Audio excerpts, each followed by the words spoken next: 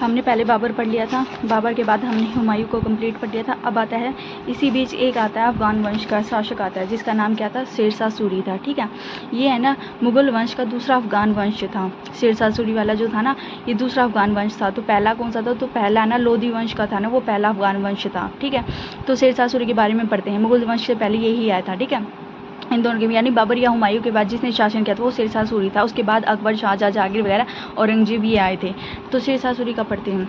शेरशाह सूरी को ना अकबर का ना पूर्वगामी नाम की संज्ञा दी गई है। यानी अकबर से पहले कौन आया था, तो अकबर से पहले है ना शासक कौन आया था, उसको शेरशाह सूरी आया था। ठीक है, तो इसको क्या कहा गया, अकबर का पूर्वगामी। ठीक है, पूर्वगामी कहा गया है। अब करते हैं शेरशाह सूरी का जन्म स्थान वगैरह कहाँ हुआ और कैसे क्या किया उसने। ठीक है, तो सबसे पहले है शेरशाह सूरी का जन्म। शेरशाह सूरी का जन्म 1472 में हुआ था। ठीक है, सूरवंश का संस्थापक कौन था, शेरशाह सूरी था, जिसको क्या कहा था, अफगानी वंश का था। यानी पहला दूसरा सेकंड अफगान वंश था ये हमारा। ठीक है, सेकंड अफगान वंश। ठीक है, पहला हमने पता है लोधी वंश था। Doctor KR. कानूनगो के अनुसार सूरी का जन्म है ना हरियाणा प्रांत के नारनौल में हुआ था, 1486 में माना जाता है। हमें ये पता है कि जो शेरशाह सूरी का जो जन्म है ना वो नारनौल में हुआ था। ठीक है, नारनौल या महेंद्रगढ़ में हुआ था। ठीक है, बट कईयों के अनुसार ज़्यादातर जिन्होंने ना मत माना है ना वो परमात्मा शरण का माना है। परमात्मा शरण के अनुसार 1472 में हुआ है और एग्जैक्ट डेट भी यही दिया गया है, सन भी यही दिया गया है। ठीक है, तो इसका जो जन्म है ना सासाराम बिहार में माना जाता है। ठीक है, इनका जो बचपन का नाम था वो क्या था, फरीद खां था। इनको पहले ना शेरशाह नहीं कहा जाता था। हमने पढ़ा था एक युद्ध हुआ था जिसके अंदर इन्होंने क्या किया था, शेर खां की उपाधि धारण की थी, जिसके बारे में हम आगे पढ़ेंगे। पहले इसका नाम सूर खां था, सूर खां से फिर शेरशाह सूरी पड़ा, फिर शेरशाह सूरी। ठीक है, उससे पहले शेर खां से पहले इनका नाम क्या था, फरीद खां था इनका बचपन का नाम। ठीक है, फिर बाद में इन्होंने 3 नाम बदले, फरीद खां, शेर खां और शेरशाह सूरी। ठीक है, इनके जो पिता थे वो हसन खां थे, यानी कि सासाराम के जमींदार थे। सासाराम कहाँ पे था, बिहार में। वहाँ की क्या थी, ये जमींदार थे इसके पिताजी। ठीक है, 1494 में फरीद पिता से नाराज़ होकर जौनपुर और आया और यहाँ पर शिक्षा प्राप्त की। यानी ये अपने पिताजी से इनकी है ना कुछ ज़्यादा बनती नहीं थी। ठीक है, 1494 में ही वे अपने जौनपुर आ गए थे और यहाँ पे आके उन्होंने क्या ली, शिक्षा ली। 1520 में हसन की मृत्यु के बाद अपने पिता की गद्दी पर मालिक हो गया। ठीक है, उसके बाद पारिवारिक कलह के कारण वह बाद में दक्षिण बिहार के सूबेदार बहार लोली के यहाँ नौकरी करने चला गया।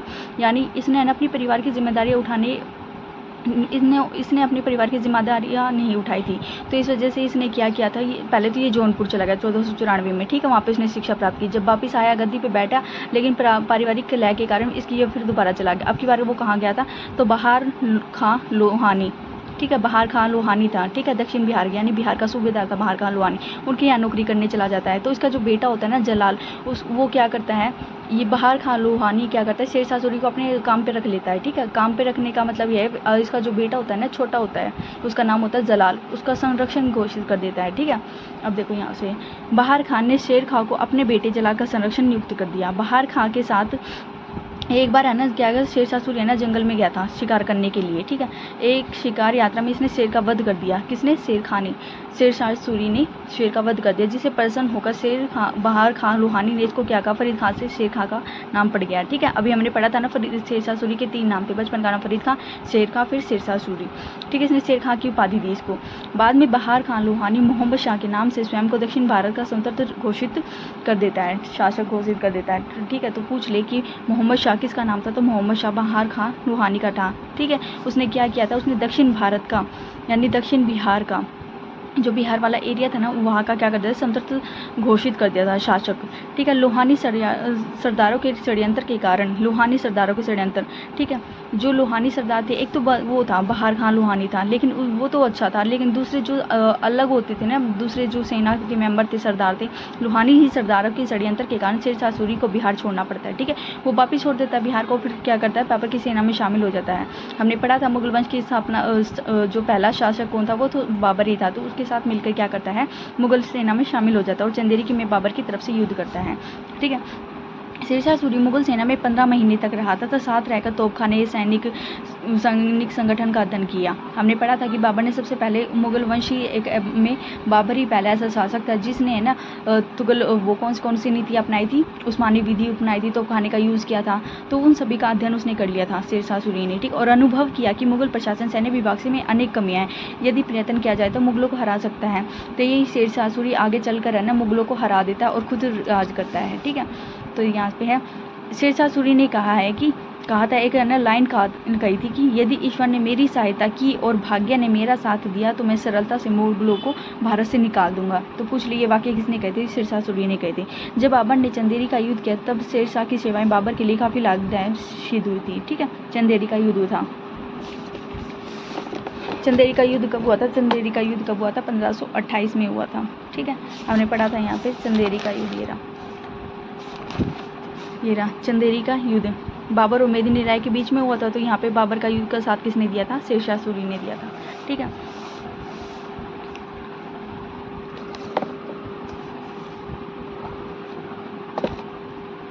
अब करते हैं। बाबर को महत्वाकांक्षी अफगान पर संदेह हो गया था। उसने अपने पुत्र हुमायूं को शेर खान से सतर्क रहने की सलाह दी थी, क्योंकि है ना बाबर को यह शक हो गया था कि शेर खान को ना सभी चीज़ की जानकारी होगी थी, उनकी मुगल वंश में सैनिक कैसे थी या तो खाने कैसे यूज़ करते थे, सभी चीज़ की होगी थी। उसे लगा कभी ये इसका फ़ायदा उठाकर हमें ही उसके अगेंस्ट ना कर दे या फिर हमारे ही राज्य को अपना राज्य पे अधिकार ना कर ले। ठीक है, तो शेर खां पर नज़र रखना, शेर खां पर इसने जो थे ना, शेर खां पे इसने नज़र रखनी चालू कर दी। ठीक है, वह चालाक आदमी है और उसके राजत्व के लक्षण दिखाई देते हैं। ये किसने शब्द कहे थे? बाबर ने कहा था कि शेर खां पर नज़र रखना। ठीक है, वह चालाक आदमी। उसने अपने पुत्र हुमायूं को पहले ही है ना अलर्ट कर दिया था कि तुम शेर खान से दूर रहना, इसके हमें ढंग, इसके जो लक्षण हमें ठीक नहीं लगते। ठीक है, तो फिर आगे शेर खां को लगा कि मुगलों के साथ उसका निर्वाह नहीं होगा, यानी उसके साथ उसका गुजारा नहीं होगा। शेर खां को लगा तो 1528 के अंत में उसने मुगलों की नौकरी छोड़ दी और पुनः बिहार के सुल्तान मोहम्मद शाह हमने बताया था किसका नाम था? उसका नाम था मोहम्मद शाह, इसका नाम था बहार खान लोहानी का। ठीक है, क्यों किया था उसने? क्योंकि उसने दक्षिण बिहार का समतंत्र राष्ट्र घोषित कर दिया था। उसके उपलक्ष्य में इसने खुद का नाम किया करता था मोहम्मद शाह। तो ठीक है, मोहम्मद शाह के पास दोबारा वापस चला जाता है। उसने भी क्या किया? इसका स्वागत किया था। ठीक है, फिर दोबारा इसने क्या किया? अपने पुत्र जो जलाल था ना, उसका फिर से दोबारा संरक्षण नियुक्त कर दिया था। उसका ना खुशी खुशी उसका स्वागत किया कि तुम आ जाओ। ठीक है, दोबारा 1528 में सुल्तान मोहम्मद शाह की मृत्यु हो जाती है। ठीक है, जो जलाल खान वो जो था ना बहार खान लोहानी, उसकी मृत्यु हो जाती है और उत्तराधिकारी जो हमने देखा था, उसका जो उत्तराधिकारी था ना जलाल खान, वो नाबालिग होता है। तो शेर खां पता है क्या करते हैं? शेर खां ना मोहम्मद शाह की जो पत्नी होती है ना दुदू बेगम, उनसे विवाह कर लेता है और खुद शासक बन जाता है। ठीक है, तो यहाँ पे ये रहा शेर खां मोहम्मद शाह की विधवा जिसका क्या नाम था दूदू बेगम से विवाह कर लेता है और खुद शासक प्रधान बन जाता है। ठीक है, प्रधान शासक बन जाता है। ठीक है, जलाल खां बाद में कुछ अफगान सरदारों के साथ बंगाल भाग गया। ठीक है, जलाल खां जो उसका बेटा था ना, यानी बहार खान लोहानी का, उसे को पता चला ना जबकि शेरशाह सूरी ने उसकी माता से शादी कर ली है, तो वो डर की वजह से वहाँ से भाग गया। ठीक है, बाद में कुछ अफगान सरदारों के साथ वो बंगाल भाग गया। ठीक है, इसके बाद शेर खां पूर्ण रूप से दक्षिण भारत का वास्तविक शासक बन गया। ठीक है, क्योंकि अब कोई वो भी नहीं था, उत्तराधिकारी भी नहीं था कि उस पर शासन करेगा दक्षिण बिहार पर। ठीक है, तो उसको लगा कि अब कोई भी नहीं थे, इसलिए वजह से उसने खुद को पूर्ण रूप से दक्षिण भारत का वास्तविक शासक बन गया। शेरशाह सूरी ने 1529 में बंगाल के शासक नुसरत शाह को पराजित कर हजरत आला की उपाधि धारण की। ठीक है, अब यहाँ से हमें एक ये हो जाता है कि शेरशाह ने कौन कौन सी उपाधि धारण की थी। तो शेरशाह की पहली उपाधि एक ये वाली थी कि उसने 1529 में कहाँ पे गया? 1529 में उसने किया थी हजरत ए आला की उपाधि धारण की थी। ठीक है, शेरशाह सूरी ने 1529 में हजरत ए आला की उपाधि धारण की। हजरत ए आला की उपाधि धारण की किसने? शेरशाह सूरी ने। ठीक है, शेरशाह सूरी ने 15 की हजरत आली की। फिर 1530 में चुनार के किले ताज खां की विधवा लाड़ मलिका से विवाह करके चुनार के किले पर अधिकार कर लिया। शेरशाह सूरी के है ना जो अभियान थे ना, ज़्यादातर इसने अपने साम्राज्य का विस्तार कैसे किया या दूसरे राज्यों पर अधिकार कैसे किया, तो उसकी एक विशेषता यह थी कि वो क्या करता कि राजाओं की जो विधवा होती थी ना पत्नियाँ, उनसे क्या कर लेता? विवाह कर लेता था और उनके राज्य पर अधिकार कर लेता। तो इस वजह से इसका जो राज्य साम्राज्य था वो विस्तृत होता चला गया था। 1530 में चुनार के किले पर ताज खां की विधवा कौन थी? लाड़ मलिका, उसे विवाह करके उस पर भी अधिकार कर लिया। ठीक है, फिर आता है चुनार का प्रथम घेरा जो 1532 में था। शेर खां का ही अधीन था। हुमायूं ने 4 महीने तक घेरा रखा लेकिन जीत नहीं सका। शेर खान ने लड़ने की स्थिति नहीं रहा, हुमायूं से संधि कर ली, जैसे कि हमने पिछले वाले में पढ़ा था हुमायूं वाले में। ठीक है, तो यहाँ से लेके आगे तक है ना हुमायूं का और है ना शेरशाह सूरी का सेम चलेगा। तो हमने ये वाले तो सभी पढ़ ही लिए थे। ठीक है, चुनार का द्वितीय अभियान 1537 में शेर खान ने बंगाल पर आक्रमण किया। मैंने बताया था ना चुनाव का द्वितीय अभियान में शेर खान ने ना बंगाल पर अभियान कर दिया था, आक्रमण कर दिया था। तो जो बंगाल का जो शासक था ना गयासुद्दीन महमूद शाह, उसने हुमायूं से सहायता मांगी थी लेकिन उसने मना कर दिया था। उसने क्या करा, जैसे ही ना शेर खान बंगाल की तरफ गया ना आक्रमण करने के लिए, उसने पीछे से चुनार के ना द्वितीय अभियान में उसको क्या कर लिया? कब्जा कर लिया। तो शेर खान को जब पता चला कि उसने चुनार के किले पर हुमायूं ने अधिकार कर लिया, तो शेर खान को बहुत बुरा लगा शेर खान को। ठीक है, फिर उसके बाद जब शेर खां बंगाल पे गया हुआ था ना, तो हुमायूं भी वहाँ पहुँच गया और उसने भी क्या करा, बंगाल पर अधिकार कर लिया। ठीक है, हुमायूं ने शेर खां को किले पर आक्रमण अवश्य कर लिया। ठीक है, 6 महीने के घेरे और चुनाव जीत लिया। चुनाव से आगे बढ़कर हुमायूं ने बंगाल पर भी अधिकार किया। इससे क्या हुआ था, शेर खां गुस्से में हो गया था। ठीक है, गुस्से में आने के बाद उसने क्या किया था, तो 1539 में चौसा का युद्ध लड़ा था, जैसे मैंने बताया था। ठीक है, गुस्सा आ गया था उसको, क्यों पीछे से है ना शेर खां तो बंगाल पे है ना आक्रमण करने के लिए गया था, लेकिन पीछे से हुमायूं जो हुमायूं और शेर खां के बीच जो संधि हुई थी ना चुनाव के प्रथम घेरे में, लेकिन उसने मान नहीं रखा और चुनाव के द्वितीय अभियान के चक्कर में उसने क्या किया, चुनाव के किले का अधिकार कर लिया और यहाँ तक कि बंगाल पर भी अधिकार कर लिया। चौसा का जो युद्ध था 1539 में होता है, शेर खां और हुमायूं के बीच में था। हुमायूं उसमें हार गया था। ठीक है, शेर खां जीत गया था। तो चौसा के युद्ध में इसने क्या किया था, शेरशाह की उपाधि धारण की थी। ठीक है, शेरशाह की उपाधि 1529 में क्या की थी, हजरत आला की उपाधि ली थी और 1539 में इसने क्या किया था, 1539 में शेर खां की उपाधि ली थी, शेरशाह की उपाधि ली थी। और आगे पढ़ेंगे 1540 में इसने सुल्तान की ली थी। ठीक, 1539 में, 29 में हजरत आला, 1539 में शेरशाह, 1540 में सुल्तान, 1540 में सुल्तान। ठीक है, ये रहा। फिर कन्नौज का लगातार 2 साल लगातार युद्ध होते हैं। फिर कन्नौज बिलग्राम का युद्ध होता है 1540 में, शेरशाह सूरी और हुमायूं, इसमें भी हुमायूं हार जाता है, फिर शेरशाह सूरी जीत जाता है। अब की बार क्या होता है, आगरा और दिल्ली पर भी अधिकार हो जाता है, किसका, शेरशाह सूरी का, और सुल्तान की उपाधि धारण करता है। ठीक है, अब करते हैं साम्राज्य विस्तार। इसने कैसे कैसे साम्राज्य विस्तार किए थे। तो सबसे पहले जब इसने ना हुमायूं छोड़कर चला गया था ना, उसके बाद शेरशाह सूरी राज करता है। ठीक है, 15 साल तक राज करता है, 1540 से लेकर 55 तक ये राज करता है। ये रहा यहाँ पे 1540 से लेकर 1555 ही तक, यानी 15 साल इसने खूब राज किया मुगल वंश पे। ठीक है, तो मुगल साम्राज्य विस्तार किया था पहला। जब इसका ना पूरा उसने देखा कि कोई भी मुगल वंश नहीं है अब आगे चलकर, तो उसने क्या किया, क्योंकि जो अकबर था ना वो उस टाइम है ना बहुत ही ज़्यादा अल्पवयस्क था, यानी छोटी उम्र का था, तो उस वजह से उत्तराधिकारी नहीं बन पाया। तो इसकी वजह से ना मुगल वंश की जो थे ना राजगद्दी पर वगैरह पर कौन बैठा था, शेरशाह सूरी बैठा था। 1541 में बंगाल विद्रोह का दमन होता है। ठीक है, बंगाल विद्रोह का, बंगाल का जो उस टाइम जो गवर्नर होता है वो खिजर खां होता है। ठीक है, उसने खिजर खां ने 1541 में विद्रोह कर दिया। ठीक है, इसने बंगाल को 19 सरकारों में बांट दिया था। प्रत्येक सरकार में एक सिकदार व एक सिकदारान की नियुक्ति की, जो सुल्तान के सीधे नियंत्रण में थे। सुल्तान हमने बताया था, सुल्तान यानी कि जो कि सीधे शेर खां के नियंत्रण में था। ठीक है, शेरशाह सूरी के नियंत्रण में था। ठीक है, फिर करते हैं मालवा का विजय। मालवा का उस टाइम कौन था, मल्लुक शाह था। मल्लुक शाह वहाँ का शासक था, मल्लुक शाह या कादरी शाह। इसने अपनी राजधानी उज्जैनी में शेरशाह का स्वागत किया और मालवा राजा शेरशाह को भेंट कर दिया। यानी इसने जो मालवा का जो था ना मल्लुक, यानी मैं से मालवा मैं से मल्लुक, जो मालवा का जो मल्लुक शाह था ना उसने खुशी खुशी शेरशाह सूरी को क्या करा था, इन्वाइट किया था कि तुम आओ और हमारे राज्य पर अधिकार कर लो। इसने न स्वेच्छा से इसकी अधीनता स्वीकार कर ली थी। अब करते हैं रायसीन विजय। रायसीन का विजय कब है, 1543 में, 41, 42, 43। ठीक है, 41, 42 और 43 लगातार करे थे इसने। ठीक है, बंगाल का, फिर मालवा का, फिर किसका, रायसीन का। तो इसको सीक्वेंस में याद रखेंगे तो भी ठीक रहेगा। तो रायसीन का राजा कौन था, पूरनमल चौहान था। ठीक है, रायसीन में शेरशाह ने रायसीन के दुर्ग को चला के वे धोखे से विजित कर दिया था, जो इसके जीवन में कलंक था। ठीक है, तो मतलब कि इसने धोखे से किया था, तो इसके जीवन में सबसे बड़ा कलंक था, क्योंकि है ना बाकी राजा क्या करते थे, स्वेच्छा से लड़ते थे और है ना पूरी अपनी मेहनत वगैरह से उस पर अधिकार करते थे, लेकिन इसने क्या किया, धोखाधड़ी से किया था, इस वजह से ये किया था, इसके जीवन में कलंक था। फिर करता है मारवाड़ का विजय। मारवाड़ का कौन था, मालदेव था, जो राजपूतों के शौर्य से इतना प्रभावित हुआ कि इसने कहा, मुट्ठी भर बाजरे के लिए मैं हिंदुस्तान को पराई खो चुका था। ठीक है, मतलब कि यानी कि इसका मतलब ये है कि जो मारवाड़ का जो शासक था ना मालदेव, वो अन्य राजपूतों के शौर्य से इतने ज़्यादा प्रभावित था। ठीक है, उसने क्या कर दिया था, पहले ही बता दिया था उसने कि मुट्ठी भर बाजरे के लिए मैं हिंदुस्तान को प्राय खो चुका था। ठीक है, यानी मैं थोड़ी सी चीज़ के लिए पूरे हिंदुस्तान को खो चुका था। अब आता है कालिंजर का। कालिंजर क्या क्या था, 1544 में हुआ था। एक हमने पढ़ा था कालिंजर का यहाँ पे, जब हुमायूं का था ना शासनकाल, जब हुमायूं ने मतलब कि पहला ही जो हुमायूं का आक्रमण था वो कौन था, कालिंजर का था। उस टाइम कौन था, प्रताप रुद्र देव थे। इसने 1 महीने के घेरे के बाद जब किले को हुमायूं जीत नहीं सका तो प्रताप से संधि कर ली थी। अब है कालिंजर का दूसरा, इस टाइम कौन था, कीर्ति सिंह था।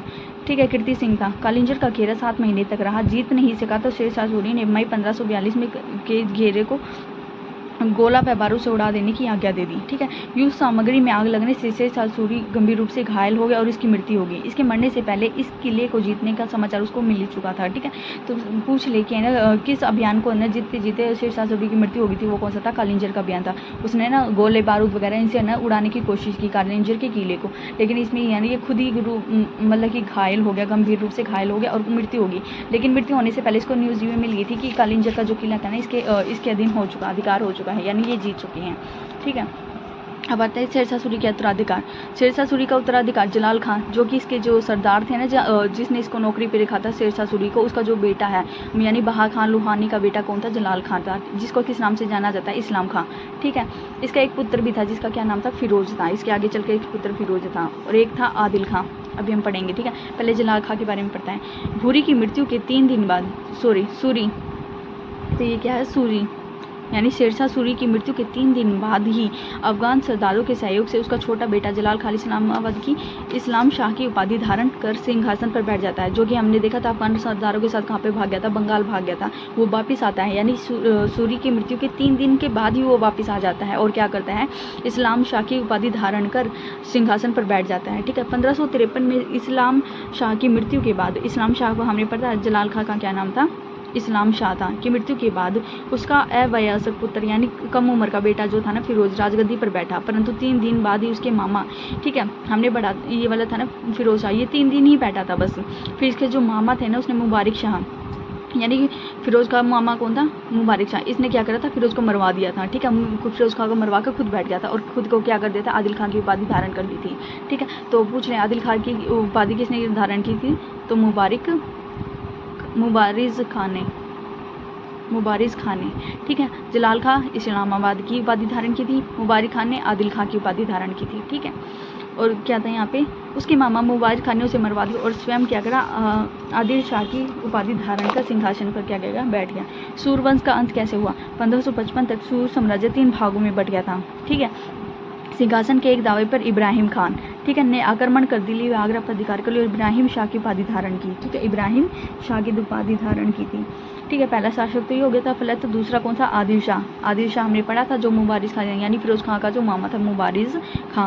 फजलत आदिल शाह ने चुनार को राजधानी बनाया और पूर्व के राज्य में ही संतोष कर लिया, यानी कि जो पूर्व का जो एरिया था ना वो उसी के अंडर था, अधिकार के अंदर था, तो उसने वो उसी से संतोष कर लिया, उसने आगे बढ़ने की कोशिश नहीं की। ठीक है, इब्राहिम खां कुछ दिन ही शासन कर पाया। इब्राहिम खां को था फिरोज खां के मामा थे। इब्राहिम खां कुछ दिन ही शासन कर पाया कि पंजाब के सूबेदार अहमद खान ने उस पर आक्रमण करके दिल्ली आगरा पर कब्जा कर लिया और सिकंदर शाह की उपाधि धारण कर ली। ठीक है, तो सिकंदर शाह की उपाधि किसने धारण की थी? अहमद खान ने की थी। सूबेदार कौन था? अहमद खान ने। उसने क्या किया? सिकंदर शाह की उपाधि धारण की थी। ठीक है, कई तरह से आ जाएंगे तो उनको याद करना मुश्किल हो जाएगा, तो थोड़े थोड़े याद कर लेंगे हम। ठीक है, तो यहाँ से एक बार देख लेते दोबारा।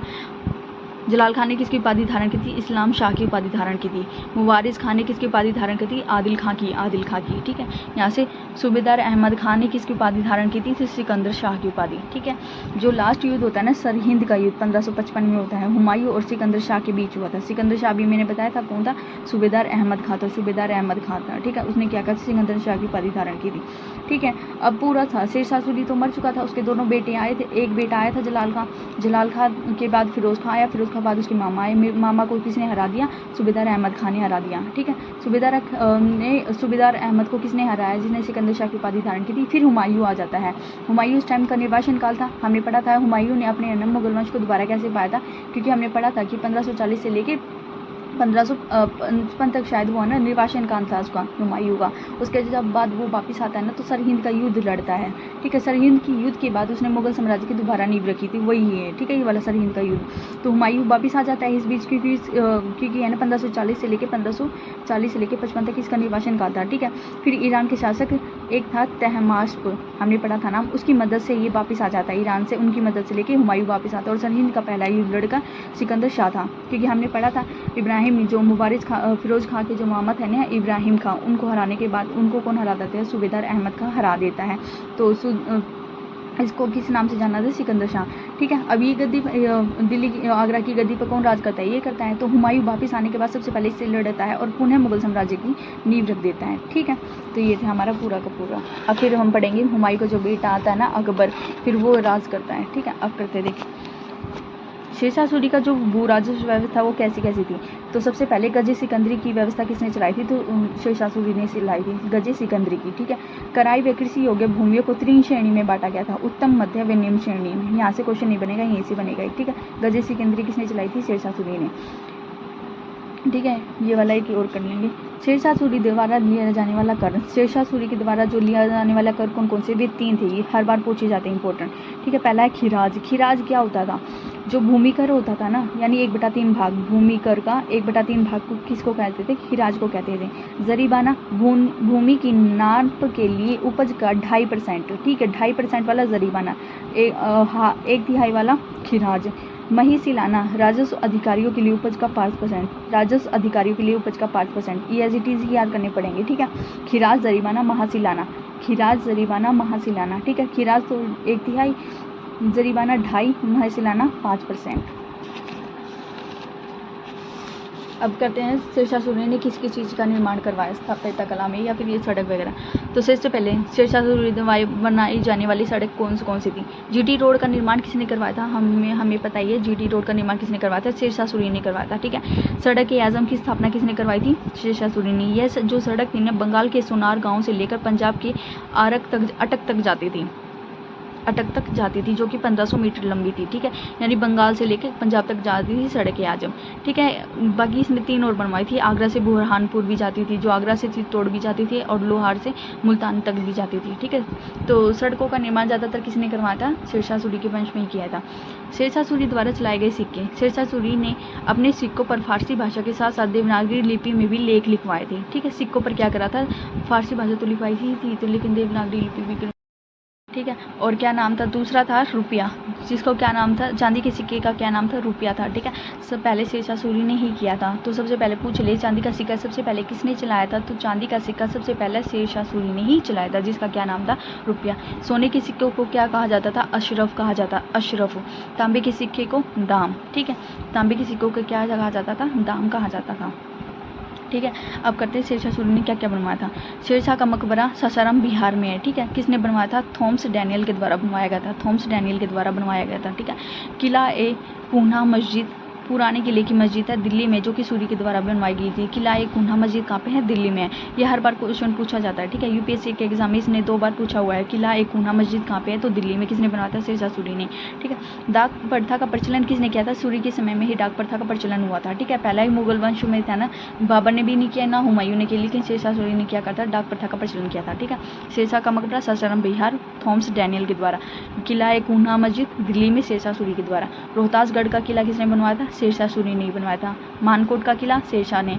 दिल्ली में एक पुराना किला है, वैसे नाम तो नहीं पता उसका, लेकिन पुराना किला नाम से जाना जाता है उसको, ठीक है। वो भी किसने बनवाया था? शेरशाह सूरी ने। कोष निर्माण शेरशाह सूरी ने बनवाया था, ठीक है। पूरी 88 कोष मीनार हैं पूरे भारत में, ठीक है। 88 कोष मीनार हैं, जिसकी इसमें 88 कोष, जो कोष मीनार है ना, 88 कोष मीनार, उसमें से ना सबसे पुरानी वाली कौन सी है? कोहांड। कोहांड कहाँ पे है? करनाल में है, ठीक है। सबसे पुरानी कोष मीनार कहाँ पे है? कोहांड गांव करनाल में है, ठीक है। इसके है ना एक वो होता है कि कोष मीनार क्या होती हैं? 2 कोष मीनार होती हैं ना, जो पिलर्स होते हैं, जो लंबे लंबे और कोष मीनार्स होती हैं 2, उन दोनों के बीच में ना कितने का गैप होता है? तो उन दो हर मतलब कि 88 कोष मीनार हैं, तो हर 88 कोष मीनार है ना, तो ये पहली से लेकर दूसरी के बीच में 2 मील का गैप होता है, फिर दूसरी से तीसरी चौथी, दूसरी से तीसरी फिर 2 मील का, यानी कि हर 2 कोष मीनारों के बीच में कितना का गैप होता है? तो 2 मील का गैप होता है, ठीक है। 2 मील का गैप है, ठीक है, अगर क्वेश्चन पूछ रहे तो। शेरशाह सूरी की जो राजधानी थी ना 1541 में, पाटलिपुत्र को पटना के नाम से पुनः स्थापित किया था, ठीक है। तो शेरशाह सूरी की राजधानी कौन सी थी? शेरशाह सूरी की राजधानी पटना थी 1541 में। अपराध ना के बराबर थे। शेरशाह सूरी के समय में जो अपराध थे ना वो बिल्कुल भी नहीं हुए थे, यानी ना के बराबर थे, अपराध हुए ही नहीं थे। एक था शेरशाह सूरी के दरबार में कौन कौन था? शेरशाह सूरी के दरबार में एक मोस्ट इंपॉर्टेंट व्यक्ति कौन था? टोडरमल था, टोडरमल, जो कि हम आगे चल के पढ़ेंगे अकबर का क्या था? वित्त मंत्री बना था, ठीक है। एक समकालीन कौन थे? मलिक मोहम्मद जायसी, ठीक है। इसके समकालीन कौन थे? एक तो दरबार में कौन रहता था? टोडरमल, और इसके समकालीन कौन थे? मलिक मोहम्मद जायसी। मलिक मोहम्मद जायसी वही है जिसने पद्मावत की रचना की थी, ठीक है। जिसने क्या की थी? पद्मावत की रचना की थी, ठीक है। ये है शेरशाह सूरी कंप्लीट हमारा, ठीक है। फिर इसके बाद आगे चलकर हम करेंगे अकबर का। एक बार दोबारा देख लेते हैं।